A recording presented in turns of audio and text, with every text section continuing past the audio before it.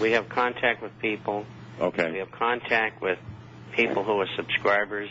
Oh, okay. We get the Frankfurter Allgemeine, the Süddeutsche Post.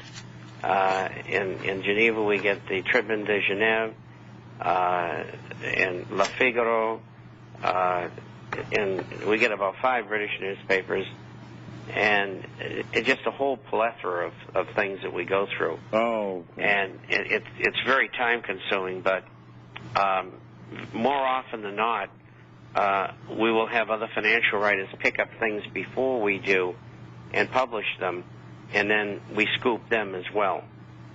Okay. Now I want to ask you about Russia, because I know sometimes you talk, highly this and that with Russia, and there's some things with Russia that fascinated with me. You did have in your publication a guy who was a Borozovsky, a Borovinsky, or something like that. He was an agent. He was Jewish. He was an agent that's connected with the Rothschild family, and Putin kicked him out, and he's living in exile in London. Now, I was also told by a guy named Lindsey Williams that Rockefeller controls a oil reserve, wells or something in Siberia, and that if they wanted, one of the ways they could manipulate the oil market if they had to, because they're trying to break OPEC and the Arab countries with the oil. That's how the oil went down. They're trying to break them.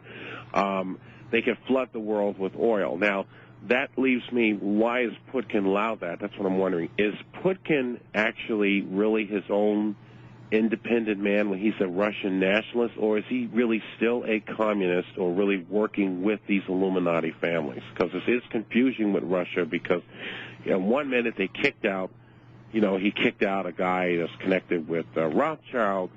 On another, earlier this year, I think in January, the British, the EU, as well as America were attacking and hammering down the Russian markets. I think you probably know about that. There was a time when they were putting pressure on Russia. Let's answer some of these questions okay, all right. here. First of all, thanks for the call, Henry. Baranovsky is the persona non grata in Russia.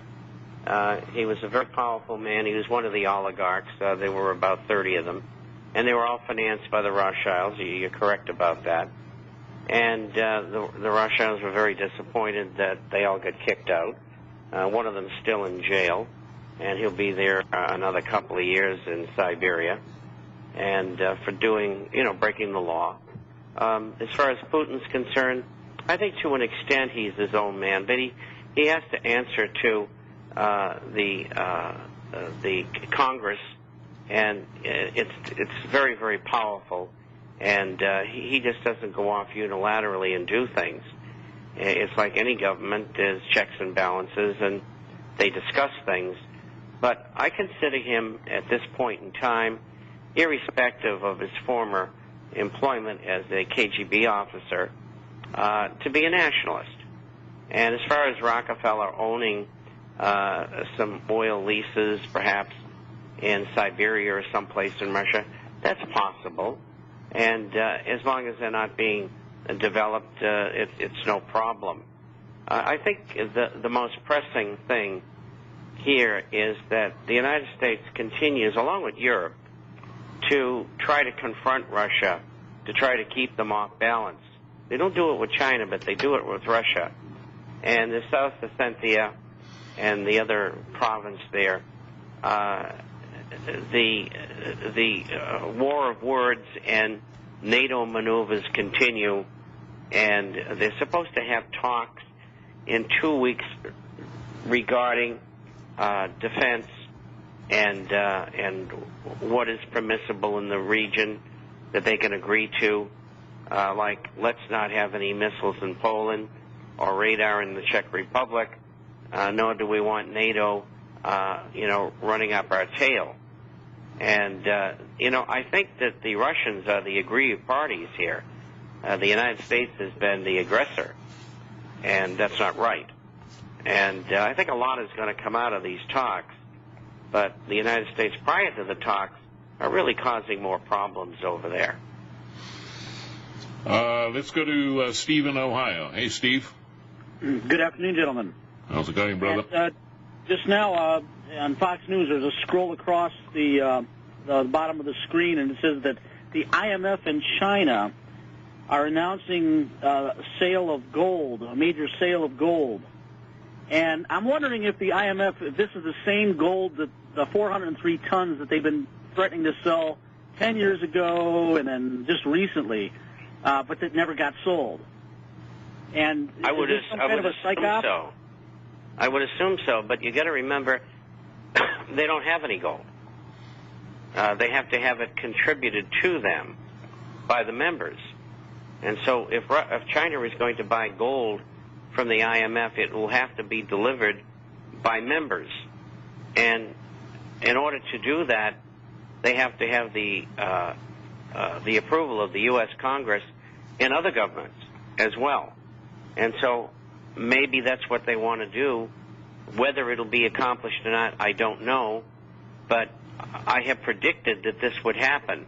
In fact, there's about 3,100 tons that has been committed previously, a long time ago, to the IMF.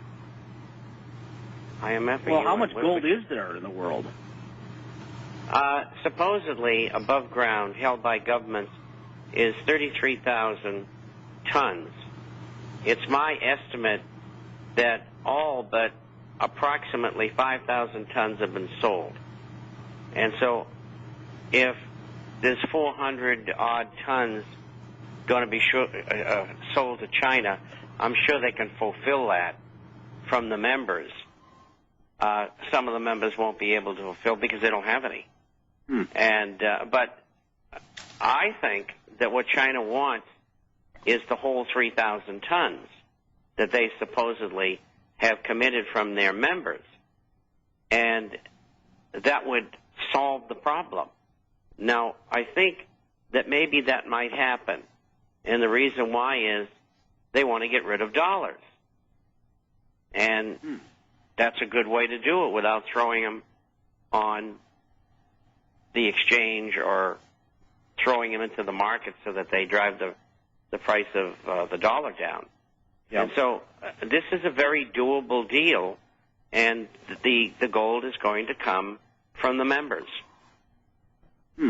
Okay, now, Bob, also, Bernanke, in front of Congress, told them that he would not tell where the $14.5 trillion went. Now, is it true that that money was put into major banks in Tel Aviv, Israel? No, it was put in major banks worldwide. And I don't know how much went to Israel, nor do I know if any went to Israel. I just know that the ECB and other central banks were recipients in order to keep them out of financial trouble. None of the other banks throughout the world have the ability to create money out of nothing. Only the Fed has that ability. And so when things get bad, the Fed's got to come in and bail everybody out, and the U.S. taxpayer pays for it.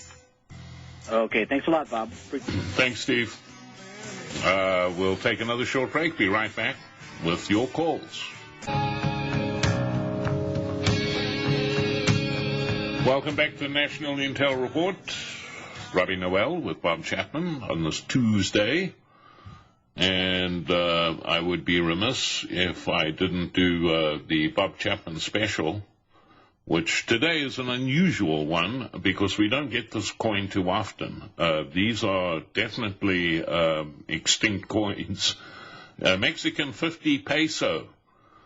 It is more than an ounce of gold. It's almost an ounce and a quarter. It's 1.2057 ounces of pure gold.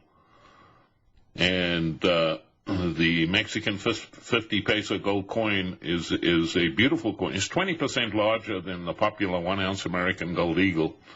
And obviously the price reflects that. The Mexican 50 peso, $1,250.